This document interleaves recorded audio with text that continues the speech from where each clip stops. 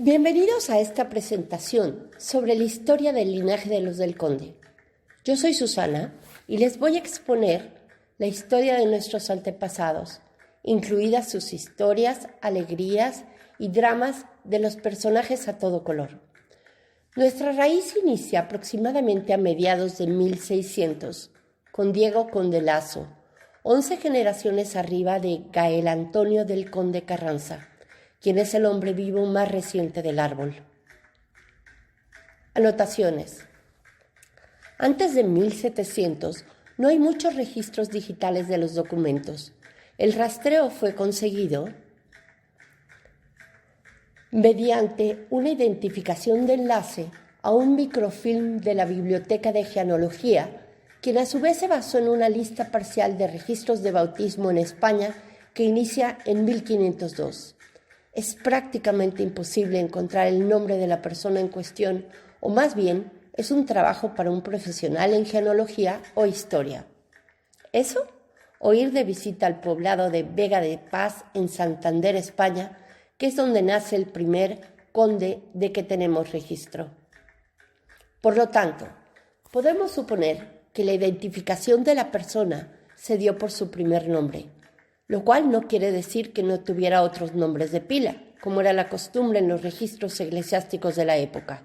Por ejemplo, Antonio María Luis Pedro Tomás Conde García, alias Antonio Conde. Como pueden imaginar, el apellido materno nunca se registraba. Solo mediante anotaciones a los abuelos o hijos legítimos es que seguimos las pistas. Cuando se ve un primer nombre seguido de la A punto, significa que se llamaba también Antonio o Antonia. Número 2. Vega de Paz en Cantabria, España. Según el censo de 1500, para el apellido del conde, existían un total de 172 individuos, de los cuales 98 se encontraron en Francia, 20 en Bélgica, 27 en Portugal y 27 en España. Según Ancestry.com, que es el programa en el que yo me baso para hacer el registro del árbol genealógico, se encuentra un registro de un total de 656 personas en el árbol genealógico del conde. Sobre el apellido, encontramos que conde proviene del español y portugués, apodo por el título de nobleza conde, un derivado del latín comes, comitis, compañero. El apellido original en España es de el conde, o sea, conde.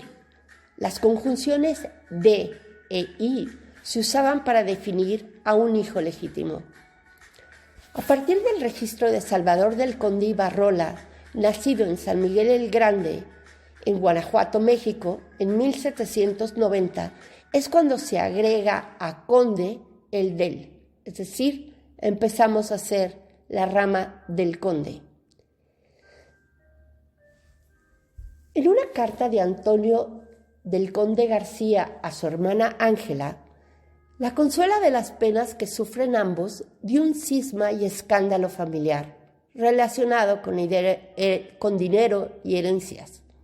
El asunto que menciona es el siguiente, y cito: si nuestro abuelo paterno no hubiese sido caballero de la Edad Media y su papá, digno hijo suyo, la familia Conde, cuyos últimos vástagos son tío, está hablando del tío Luis, y tú, tal vez no estarían en la situación en que nos hallamos.